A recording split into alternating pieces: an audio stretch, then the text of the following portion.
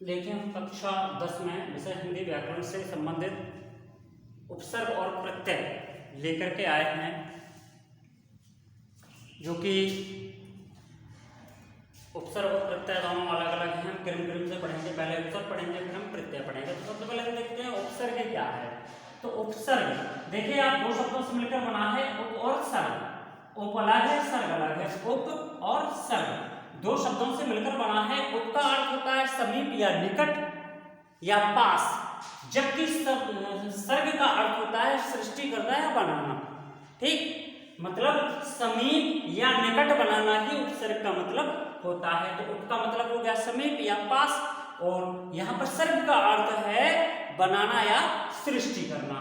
तो परिभाषा देखिए, वे वर्ण समूह जो किसी शब्द के पहले जुड़ करके या उस शब्द के अर्थ में परिवर्तन कर देते हैं उसे हम उपसर्ग कहते हैं। अर्थात सीधी सीधी डेफिनेशन है, सीधी सीधी परिभाषा है, जब कोई शब्द, ठीक देखिए, वर्ण या शब्द, जब कोई वर्ण या वर्ण समूह का मतलब शब्द ही हो जाएगा, किसी अन्य शब्द के पहले जुड़ करके एक उसका अर्थ परिवर्तन कर दे या उसके अर्थ में परिवर्तन कर देता है तो उसे हम उपसर्ग कहते हैं।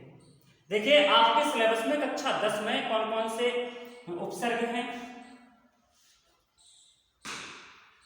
आ, अन, अधि, उप, अनु, उप। जे अप है ये उप है, स है, निर, अभि, परि और सु। जे आपकी क्लास 10th में है। तो ध्यान रखना, उपसर्ग किसी शब्द के पहले जुड़ने वाले शब्द या ऐसे वर्ण जो किसी शब्द के पहले जुड़ करके उनके अर्थ में परिवर्तन कर देते हैं उन्हें हम उपसर्ग कहते हैं। तो देखिए उपसर्ग क्या है? आ। शब्द क्या बनेगा? आ से। देखिए अविश्वास, तो आ इसमें उपसर्ग लग गया। ऐसे विश्वास शब्द है, लेकिन जब उसमें उपसर्ग हमने किसी शब्द के पहले जोड़ा, बाद में नहीं, पहले। देखिए विश्वास एक शब्द था, विश्वास में हमने आ वर्ण जोड़ दिया तो अविश्वास हो गया। बिल्कुल उल्टा अर्थ हो गया। विश्वास मतलब किसी के ऊपर विश्वास करना, अविश्वास का मतलब होता है विश्वास ना करना। इसी प्रकार से देखिए सुविधा, ठीक, मतलब आराम, सुविधा, असुविधा बिल्कुल भी आराम नहीं। तो देखिए यहाँ पे अर्थ में परिवर्तन हो रहा आ शब्द जोड़ने से। ऐसी उप जो उपसर्ग है, देखिए यहाँ पे नाम के आगे हमने उप जोड़ा तो उपनाम हो गया। ऐसे ही कार के आगे उप जोड़ दिया तो उपकार हो गया। बिल्कुल भिन्न अर्थ हो जाता है। इसी प्रकार से देखिए परि जो उपसर्ग है वो हमने ताप में जोड़ा तो परिताप हो गया। जो उपसर्ग है पहले वाले, जो पहले जोड़ रहे हैं, यहाँ पे जन में हमने परि जोड़ा तो यहाँ पे परिजन हो गया। तो इस प्रकार से उपसर्ग आपके आएंगे सिलेबस में आपके, और परीक्षा में भी आएंगे। तो याद रखना है इनको, और कई एग्जाम्पल्स होंगे। अभी तो हमने आपको केवल पढ़ा रहे हैं, जब आपको हम PDF भेजेंगे तो उसमें कई सारे उपसर्ग होंगे जो आपको लिखना पड़ेंगे। अब आता है प्रत्यय। तो प्रत्यय देखिए,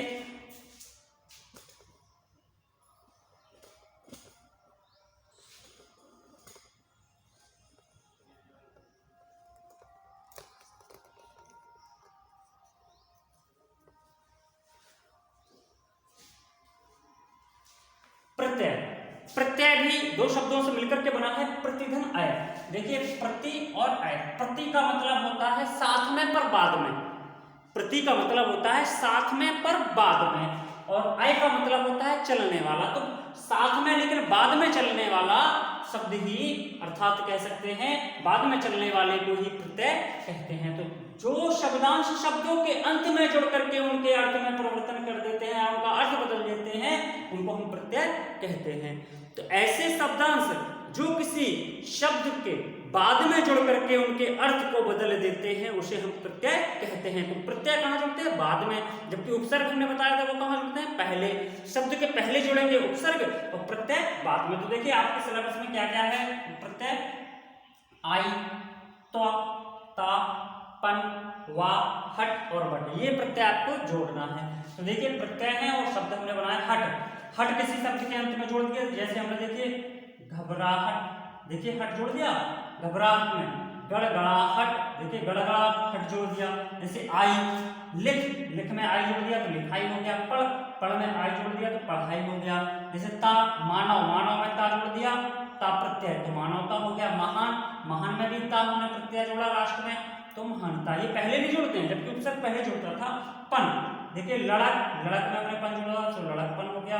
ओछा, ओछा में हमने पन जोड़ा तो ओछापन हो गया। ऐसी तो कवि, कवित्व में तो जोड़ दिया, कवित्व हो गया। सती, सती में तो जोड़ दिया, सतीत्व हो गया। तो इसी प्रकार से आपको ध्यान रखना है। तो विशेष ये ध्यान रखना है, कभी कभार आप भूल जाते हो कि उपसर्ग और प्रत्यय में अंतर क्या है।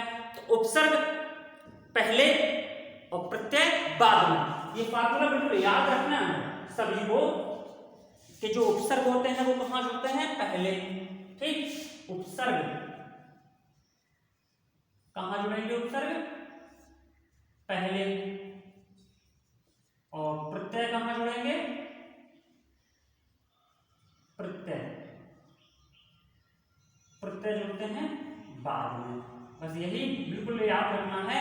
उपसर्ग का मतलब पहले और प्रत्यय का मतलब बाद में। तो पहले जुड़ने वाले शब्द उपसर्ग कहलाते हैं और बाद में जुड़ने वाले शब्द को हम प्रत्यय कहते हैं या वर्ण को प्रत्यय कहते हैं।